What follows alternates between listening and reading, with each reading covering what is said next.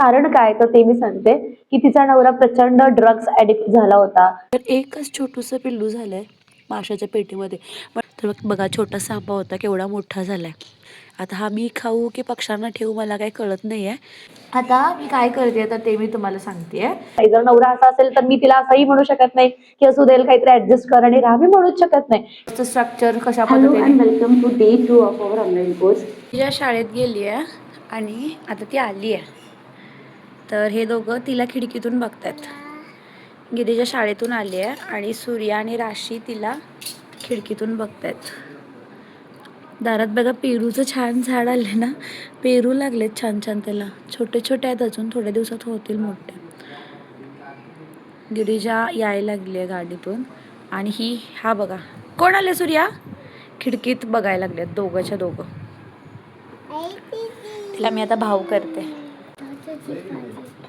भाऊ का का ग काय झालं, काय झालं सांग तरी. काय केलं मी तुला, तुला पण तशी म्हणाल्या. मग काय झालं ग, माझ्याशी का बोलणार नाही आहेस, गट्टी छू आहेस. काय झालं का बोलणार नाही आहेस. आणि शाळेत काय करत होतीस तू. नाही बोलणार का. हा उद्या बोलणार नाहीस, आज बोल. अगं अरे ते पडेल बघ, आज बोल. का ग का ग गिरिजा अशी चिडाचिडी करायला साले आली. इकडे इकडे इकडे. तर आता कामाचं ना थोडंसं मी स्ट्रिक्ट रूल्स जे असतील ना तर ते केलेले आहेत. जसं की आता वाजलेत 6:15, तर साधारण 7-7:30पर्यंत काम जे असेल तर ते मी करणार आहे. गिरिजा, राशी आणि सूर्या त्यांच्या भावासोबत खाली आहेत. आता मी काय करते तर ते मी तुम्हाला सांगते. तर आपली वेबसाईट आहे, ठीक आहे. वेबसाईटचं काय नाव आहे, माऊलीbusiness.com. तर आपली वेबसाईट आहे. वेबसाईटमध्ये हे सगळे कोर्सेस जे असतील ना तर ते तुम्हाला बघायला मिळतील. तर जसं की career comeback, YouTube master class, worksheet making, mobile graphics, advance graphics, online academy. जर तुम्हाला माझ्यासारखी अकॅडमी सुरू करायची असेल तर कशी करायची, सोशल मीडिया मॅनेजमेंट ज्याच्यामध्ये फेसबुक, इंस्टाग्राम, यूट्यूब आणि व्हिडिओ एडिटिंग. तर भरपूर अशा महिला असतात ना की ज्यांना घरातून क्लासेस शिकायचे आहेत पण त्यांना लाईव्ह लेक्चर अटेंड करणं पण पॉसिबल होत नाही, किंवा मग स्टुडंट्स असतात, वर्किंग प्रोफेशनल्स असतात, त्यांना लाईव्ह लेक्चर अटेंड करणं पॉसिबल होत नाही. आणि त्यांच्यासाठी आपण हे अशा टाईपचे लेक्चर्स जे असतील तर ते इथे ॲड करतो. ज्याच्यामध्ये आता बघा जसं की हे खूप लेक्चर्स आहेत. आता पर्टिक्युलरली अशा लेक्चर्स, अशा पद्धतीने लेक्चर्स मी अरेंज केलेत, रेकॉर्ड केलेत की अगदी कितीही बिझी व्यक्ती असले ना तरी पण दिवसातले एक अर्धा तास जरी तो त्यानं काढला तरी सुद्धा ही जी स्किल असेल ना तर ती 1 महिनाभरामध्ये तो शिकून जाणार आहे. जसं की फॉर एक्झाम्पल एक लेक्चर मी तुम्हाला प्ले करून दाखवते की कशा पद्धतीने असणार आहे. जसं की आपण थोडंसं इथे बघूयात, कोणता यातला सांगा. अलाइनमेंट अँड स्पेसिंगचा लेक्चर आहे ना फोनमधला, किंवा मग हा स्पेसिंगचा हा आपण लेक्चर जो असेल ना तर तो चेक करूयात. चेक करा लेक्चर मी कशी शिकवते. So let's start the lecture. तो लास्ट लेक्चर में हमने देखो यहाँ पर देखा था कि टेक्स्ट हम कैसे ऐड कर सकते हैं और इसको हम डेकोरेट कर सकते हैं, ठीक है. तो यहाँ पर देखो, ठीक है, हमने देखा था लास्ट लेक्चर में कि कैसे हम यहाँ पर लिस्टिंग जो है, ठीक है, अलाइनमेंट हमने दिया और ये वाला जो लिस्टिंग का पार्ट है ना तो लिस्टिंग हमने दे दिया. तो उसी के साथ साथ आपको और एक एडवांस का सेटिंग है यहाँ पर जो है स्पेसिंग, जो कि मतलब बहुत रेयरली यूज होता है. ठीक आहे. तर याला आपण बोलतो काय, लेक्चर रेकॉर्ड करतो आणि मग याच्यामध्ये आपण काय करतो, ॲड करतो. आता हे हिंदीचे आहेत, ज्या पद्धतीने हिंदीचे आहेत ना तर हिंदीचे मोस्टली आपण वेबसाईटवरती ॲड करतो आहे, कारण हिंदीचे लाईव्ह लेक्चर्स कमी असतात, ठीक आहे. त्यामुळे हिंदीचे सगळे लेक्चर्स याच्यामध्ये ॲड होतात. आपल्याला आता पूर्ण महाराष्ट्रामध्ये आपण आहोतच, आता आपल्याला पूर्ण देशभरामध्ये जायचं आहे. सगळे स्टेट्स जे असतील तर ते आपल्याला आपली मार्केटिंग असेल तर ती करायची आहे आणि भरपूर महिलांना अशा टाईपच्या स्किल्स जे असतील ना तर ते शिकवायचे आहेत. आता मी तुम्हाला एखादं मराठीचं दाखवते लेक्चर, ठीक आहे. जसं की क्रिएट फोल्डर, डेस्कटॉप मोड प्ले करूयात. Okay, so let's start the lecture. तर बघा लास्ट लेक्चरमध्ये आपण कॅनवाचा जो काही डॅशबोर्ड होता तर तो एक्सप्लोर केला आणि कॅनवा तुमच्या कम्प्युटर किंवा लॅपटॉपमध्ये कशा पद्धतीने ओपन करायचं तर ते आपण एक्सप्लोर केलं, राईट. तर आता आपण काय बघणार आहोत, आतवरती क्लिक करताय, पेज आहे आणि एक स्क्वेअर साईज, ठीक आहे. हे आता इथे समजा तुम्हाला मोबाईलचं व्हर्जन बघायचं असेल तर मोबाईलचे पण लेक्चर्स अवेलेबल आहेत. तर लास्ट लेक्चरमध्ये आपण पूर्ण कॅनवाचा जो काही डॅशबोर्ड आहे ना, तर तो एक्सप्लोर केला होता. म्हणजे आपण क्रिएट करतो लगेच त्याच्यावर एक असू द्या काय, आणि खाली जाईट सिम्पल त्याला तुम्ही इकडे रिनेम केलेला आहे. स्क्रोल करते खाली, ओके. ठीक आहे. तर अशा टाईपने हे जे लेक्चर्स असतील ना, तर ते याच्यामध्ये मी ॲड करत असते. ज्या पद्धतीने आता तुम्ही हे बघितलेत ना, तर त्याच पद्धतीने बघा कोणता दाखवू तुम्हाला, ऑनलाईन अकॅडमी. माझ्यासारखी अकॅडमी जर तुम्हाला सुरू करायची असेल तर कशा पद्धतीने करू शकता. तर हे सगळं स्ट्रक्चर आहे कोर्सचं. ठीक आहे. हे बघा, हे सगळं स्ट्रक्चर आहे. Sorry, okay. तर बघा, भरपूर गोष्टी मी इथे शिकवलेल्या आहेत, स्वतः शिकवते या सगळ्या गोष्टी. चेक करा. Okay, so let's start the lecture. तर आज आपण आपल्या कोर्सचा एक खूप इम्पॉर्टंट पार्ट जो आहे तर तो असं, ठीक आहे. कोर्सचं स्ट्रक्चर कशा हॅलो पद्धतीने. And welcome to day 2 of our online course. तर आज आपला डे 2 असणार आहे. तर आज आपण अजून जास्त डिटेलमध्ये एक्सप्लोर करणार आहोत की आपण एक ऑनलाईन कोर्स कशा पद्धतीने डिझाईन करणार आहोत, त्यानंतर रेकॉर्ड करणार आहोत आणि लास्टला त्याचं मार्केटिंग जे आहे ते आपण कशा पद्धतीने करणार आहोत. तर त्यातली आजची सगळ्यात महत्त्वाची अजून एक मेथड आहे, स्टेप आहे, ती म्हणजे planning your course structure and duration. तर अशा पद्धतीने हे जे काम असेल, हे जे लेक्चर्स अपलोडिंगचं काम असेल, तर ते मी आता करणार. आणि मग थोडंसं बाकीच्या अजून काही गोष्टी आहेत, कोणते कोणते लेक्चर्स राहिले तर ते मी इथं लिहून घेतलेलं आहे. आता स्टुडंट्सला कोणते कोणते लेक्चर्स हवे तर ते मी इथं लिहून घेतलेलं आहे. आणि त्या अकॉर्डिंगली जे काय माझं वर्कआउट असेल ना, तर ते मी करेन. सिलेबस पण इथे आहे, त्या अकॉर्डिंगली गोष्टी ज्या असतील तर त्या मी चेकआउट नक्कीच करत असते. काही लेक्चर मला रेकॉर्ड व्हिडिओ रेकॉर्ड करायचा आहे यूट्यूबसाठी. त्यासाठी ही आपली कॅमेरा आहे ना, तर कॅमेराची बॅटरी बघा चार्जला लावली आहे. हा फुल चार्ज झाला की लेक्चरचं आपलं जे काय रेकॉर्डिंग असेल तर ते, व्हिडिओचं रेकॉर्डिंग जे काय असेल तर ते मी सुरू करेन. तर तर मला तुमच्यासोबत एक छान असा मेसेज शेअर करायचा आहे. थोडंसं इग्नोर करा, डोळ्यातून पाणी मारतंय, कारण मला सकाळी आणि संध्याकाळी प्रचंड शिंका येतात. सर्दीचा मला खूप खूप त्रास होतो. वारं झालं ना, आणि खूप पाऊस चालू आहे, त्यामुळे मला शिंका येतात, त्यामुळे डोळ्यातून पाणी येतंय. तर असो, तो काय आपला ऑब्स्टॅकल नाही आहे. तर मला तुमच्यासोबत एक गोष्ट शेअर करायची आहे, ती म्हणजे काल सहजच मी माझ्या मैत्रिणीचा ना एक स्टेटस बघितला, जे की मॅरिड आहे, जिला 6 महिन्याचा एक बाळ, 6 महिन्याचं नाहीये, 3 वर्षाचा असेल मे बी, तर 3 वर्षाचं एक बाळ आहे, थोडीच 3 वर्षाची मुलगी आहे. आणि तिचा एक सॅड स्टेटस तिने ठेवला होता इंस्टाग्रामवरती. आणि नक्कीच जर आपल्या ओळखीचं कोणतरी असेल आणि सॅड एखादं स्टोरी स्टेटस असेल आणि आपल्याला जर माहिती नसेल त्यांच्या लाईफमध्ये काय चालू आहे, तर नक्कीच आपण विचारपूस करतो.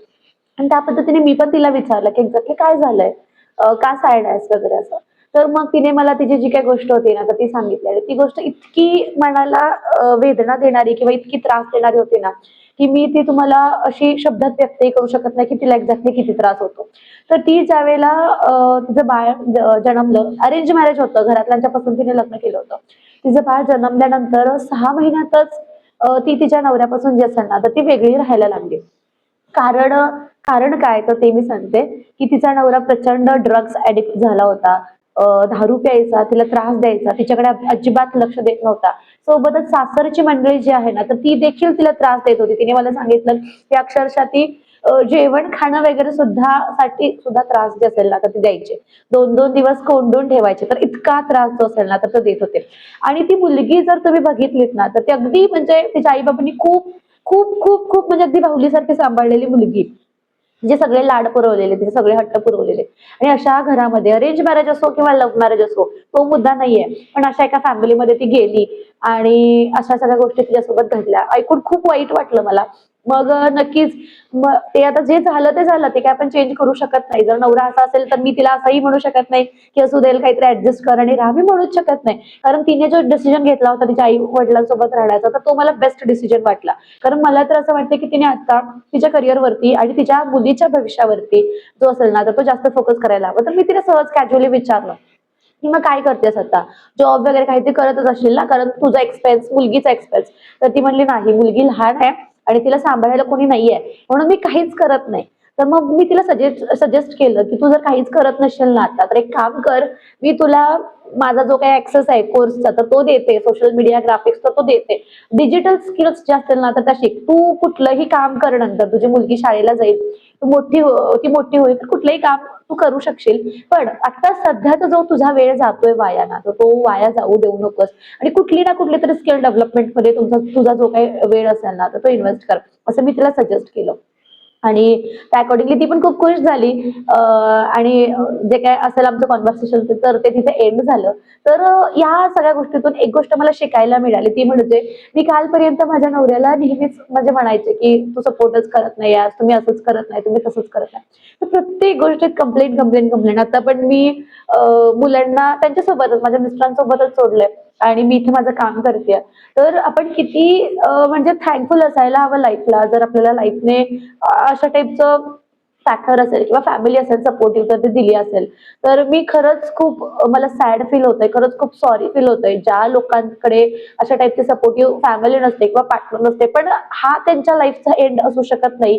तर त्यांनी त्यांच्या स्वतःच्या पायावरती उभं राहिलं पाहिजे. आणि जर बाळ असेल, मूल असेल तर नक्कीच मुलाच्या भविष्यासाठी चांगल्या भविष्यासाठी प्रयत्न जो असेल ना तर तो केला पाहिजे. आणि त्या सगळ्या लोकांना एका सक्सेसफुल एक पर्सन म्हणून उत्तर जे असेल ना तर ते दिलं पाहिजे. म्हणजे समोर गेल्यानंतर एक 5-10 वर्षाने त्या व्यक्तीला, त्या फॅमिलीला रिग्रेट झाला पाहिजे की आपण अशा प्रकारच्या हिऱ्याला जे असेल ना तर ते आपल्या लाईफ मधून काढून टाकलं.